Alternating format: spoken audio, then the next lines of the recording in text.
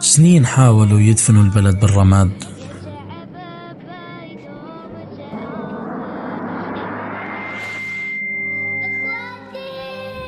حاربونا، هجرونا وجوعونا، بس ما عرفوا انه في ناس لو وقفت لحظة بترجع بتوقف 1000 مرة.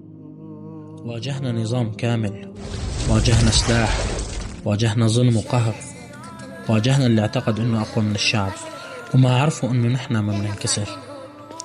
شفنا الألم بأكبر صورة، خسرنا أهل، خسرنا شباب، خسرنا بيوت، بس الشعب كان أقوى. رفعنا رايتنا بوجهه، كل مرة حاول يرجعنا لورا، نحن تقدمنا لقدام. نحن الشعب اللي صمد، نحن الناس اللي تكسرت قدامها جبال الظلم وبقيت واقفة. نحن اللي انتصرنا، لأنه هذا بلد ما بينكسر، وطن ما بينهزم.